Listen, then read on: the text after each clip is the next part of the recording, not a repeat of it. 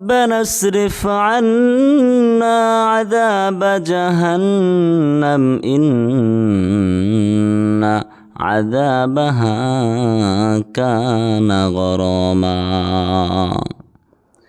সূরা ফুরকানের মধ্যে আল্লাহ বলেন, রহমানের বান্দারা আল্লাহ তাআলার নিকটে বলে, আল্লাহ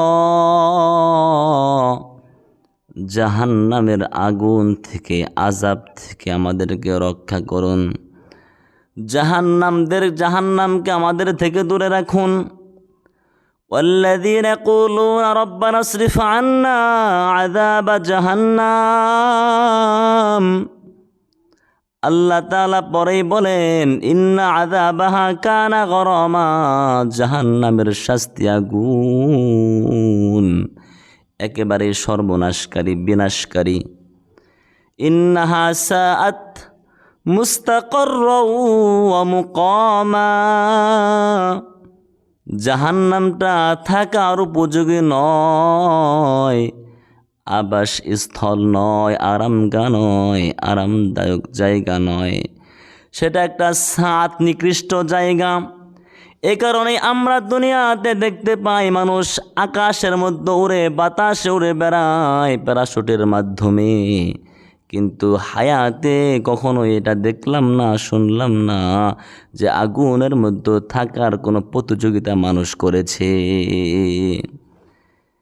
কিন্তু হ্যাঁ, এই আগুন, দুনিয়ার আগুন যেহেতু মাখলুক, আল্লাহ তাআলা স্রষ্টা আর আগুন সৃষ্টি, এ কারণে পয়গম্বর ইব্রাহিম আলাইহিস সালাতু ওয়াস সালামকে আগুনকে ইব্রাহিম আলাইহিস সালাতু ওয়াস সালাম বলেছিলেন, কুলনা ইয়া নারু কুনি বারদাও ওয়া সালামান আলা ইব্রাহিম, আগুন তোমার দহন ক্ষমতা অনেক বেশি, আমি আল্লাহ তোমাকে সৃষ্টি করেছি, তুমি জানো।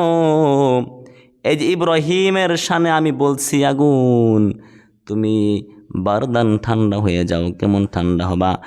আরামদায়ক ঠান্ডা হয়ে যাও, শান্তিময় ঠান্ডা হয়ে যাও। তাহলে বোঝা গেল আগুন, এই দুনিয়ার আগুনের মধ্যে অনেক উপকরণ আল্লাহ তাআলা দিয়েছেন। কখনো কখনো আল্লাহ তাআলা আগুনের ক্ষমতাকে পয়গম্বর ইব্রাহিম আলাইহিস সালাতু ওয়াস সালামের জন্য ছিনিয়ে নিয়েছেন।